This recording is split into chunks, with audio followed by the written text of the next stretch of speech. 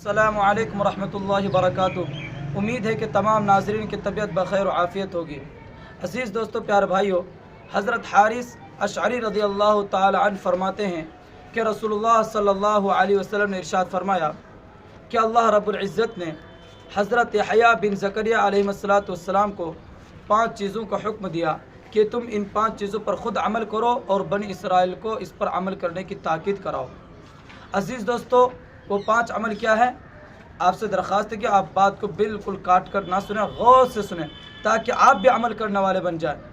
اس لیے بالکل بھی ویڈیو کو کاٹ کر نہ سنیں۔ عزیز دوستو، سب سے پہلے عمل یہ بتایا حضرت یحییٰ علیہ السلام نے کہ تم صرف اللہ کی عبادت کرو، اللہ کے علاوہ کسی کی عبادت نہ کرو، کیونکہ اللہ رب العزت نے تمہیں پیدا کیا ہے، اللہ رب العزت ہی تمہیں موت دے گا، اللہ رب العزت نے ہی آسمان اور زمین کو بنایا ہے، اللہ رب العزت نے زندگی گزارنے کے تمام تر آسان تمہارے لیے پیدا کیا ہے، اور تم صرف اسی کی عبادت کرو۔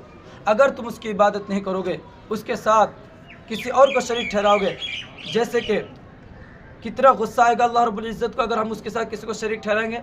جیسا کہ ایک مثال دوں کہ ایک آدمی ہے اور وہ ایک غلام کو خریدتا ہے اپنے لیے کہ میرے لیے تجارت کرے گا، مجھے کما کر دے گا۔ آپ نے اس غلام کو خریدا، لیکن وہ غلام تجارت کرتا ہے اور تجارت کرنے کے بعد جو نفع آتا ہے اس نفع کو کیا کرتا ہے؟ دوسروں کو دے دیتا ہے، مالک کو نہیں دیتا۔ تو بتاؤ وہ مالک غصہ ہوگا کہ نہیں؟ بالکل غصہ ہوگا، اور مزید اسے ہلاک بھی کر سکتا ہے، مار ڈال سکتا ہے، اسے گھر سے بھگا دے گا اس غلام کو۔ تو بتاؤ جس رب کے ساتھ اگر ہم کسی کو شریک ٹھہرائیں گے تو بتا کہ اللہ رب العزت غصہ نہیں ہوگا؟ ضرور غصہ ہوگا۔ اس لیے عزیز دوستو، پیار بھائیو، سب سے پہلی نصیحت فرمائے کہ تم اللہ کے ساتھ کسی کو بھی شریک نہ ٹھہراؤ، صرف ایک اللہ کی عبادت کرو جس نے تمہیں پیدا کیا ہے۔ دوسری نصیحت فرمائے کہ تم اللہ کے لیے نماز پڑھو، نماز پڑھتے وقت ادھر ادھر توجہ بالکل بھی نہ کرو، کیونکہ اس کی مثال ایسی ہے کہ تم قاضی کے پاس چلے جاؤ، تو قاضی کے پاس جا کر کے اگر جانبین ادھر ادھر توجہ کرے گا، ادھر ادھر دیکھے گا، تو کیا اس کی بات قابل قبول ہوگی؟ نہیں قبول ہوگی، بلکہ جج جو بیٹھا ہوگا وہ یوں کہے گا کہ تم کیا میرے سامنے بات کر رہے ہو یا کسی اور کے سامنے بات کر رہے ہو؟ وہ بے عزتی کر کے بھگا دے گا۔ اس لیے عزیز دوستو، یہ دنیا کا معاملہ ہے کہ حاکم توجہ نہ دینے کو اسے غلط فیصلہ بھی کر سکتا ہے۔ تو بتاؤ جو حاکموں کا حاکم ہے رب العزت، جب ہم نماز کے لیے کھڑے ہوں تو ہمارے دھیان صرف اللہ کی طرف ہونا چاہیے، ادھر ادھر کے دھیان نہیں ہونا چاہیے۔ یہ دوسری نصیحت حضرت یحییٰ علیہ السلام نے بنی اسرائیل کو بتائی۔ تیسری نصیحت یہ فرمائی کہ تم اللہ کے لیے روزہ رکھو، اور یہ فرمایا کہ اللہ رب العزت روزے دار کی منہ کی بدبو کو اس سے زیادہ کئی پسند فرماتا ہے کہ اگر مشک یا عطر لگا کر انسان مجمع میں چلا جائے، مجمع والے دیکھ کر خوش ہو جائے، اس خوشبو کو سن کر دل فرشتہ ہو جائے، اتنا خوش مجمع والا نہیں ہوگا جتنا اللہ رب العزت روزے دار کی منہ کی بدبو سے خوش ہوتا ہے۔ یہ تیسری نصیحت حضرت زکریا علیہ السلام نے بنی اسرائیل کو بتائی۔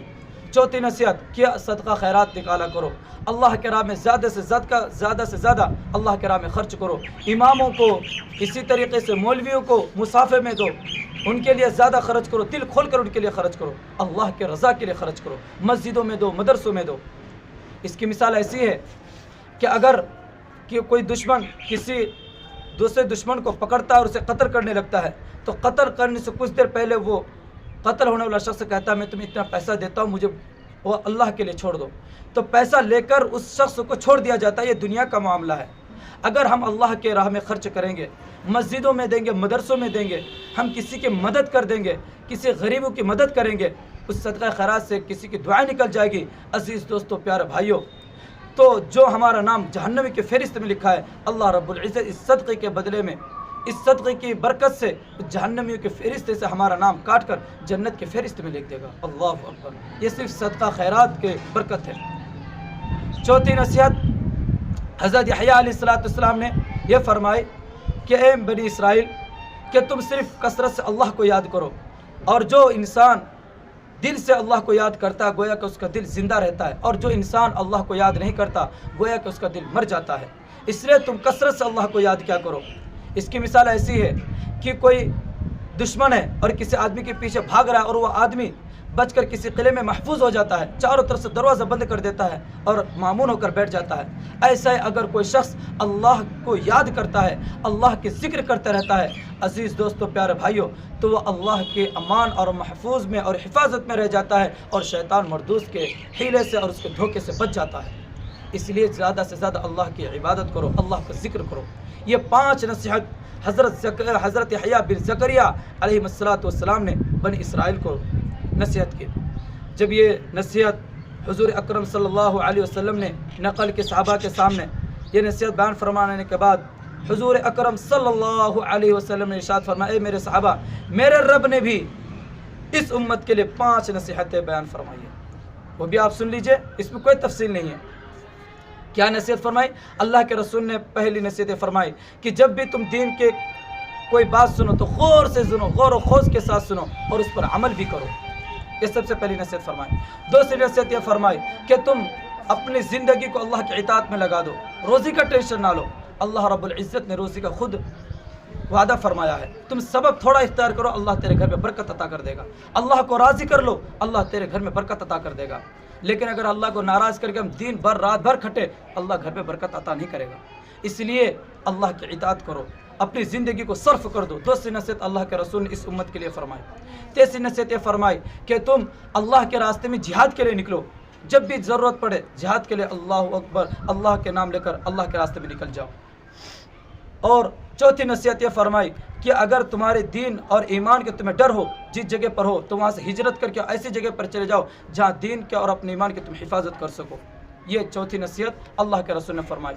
پانچویں نصیحت فرمائی کہ تم ایمان والی جماعت کے ساتھ رہو، کبھی الگ نہ رہو، کیونکہ جب بکری اپنے ریوڑ کے ساتھ رہے تو بھیڑیا حملہ نہیں کر سکتا، اور جب بکری اکیلی ہو جائے تو بھیڑ کبھی بھی حملہ کر سکتا ہے اور بکری پر حملہ کر سکتا ہے اور بکری کو چیر پھاڑ کر کھا سکتا ہے۔ اس لیے کہا کہ ایمان والے کے ساتھ رہو اور جماعت کے ساتھ مل کر رہو، الگ مت رہو۔ یہ اللہ کے رسول صلی اللہ علیہ وسلم نے آخری کی 5 نصیحت اس امت کے لیے کی ہے۔ عزیز دوستو پیارے بھائیوں، یہ میں آپ حضرات کے سامنے 10 نصیحتیں کی، 5 حضرت یحییٰ بن زکریا علیہ السلام کی جو بنی اسرائیل کو انہوں نے کی تھی، اور اسی کے مد مقابل اور اسی کے ملتے جلتے اللہ کے رسول صلی اللہ علیہ وسلم نے اس امت کے لیے 5 نصیحتیں بیان فرمائی ہے۔ دیکھو، عمل کرنا میرے لیے بھی بہت ضروری ہے، آپ کے لیے بھی ضروری ہے، میں بتاتا ہوں تاکہ آپ کا ایمان تر و تازہ ہو جائے۔ اگر آپ عمل نہیں کرتے ہیں تو سب سے پہلے میں عمل کرنے والا بن جاؤں، پھر آپ بھی عمل کرنے والے بن جائیں۔ عزیز دوست، آخر میں آپ سے صرف ایک ریکویسٹ ہے کہ اگر اس چینل پر پہلی بار آئے ہیں تو ضرور اس چینل کو سبسکرائب سے کریں، اور جو گھنٹیاں ہے سب سے اوپر والا گھنٹی دبائیں تاکہ جیسے بھی ویڈیو ڈالوں سب سے پہلے آپ تک ویڈیو پہنچ سکے اور آپ قیمتی نصیحتوں سے اپنے ایمان کو تر و تازہ کر سکے۔ امید ہے کہ میری باتیں آپ حضرات کو سمجھ میں آ گئی ہوگی۔ اللہ رب العزت سب سے پہلے مجھے، پھر آپ تمام ناظرین کو ان چند نصیحتوں پر عمل کی توفیق عطا فرمائے۔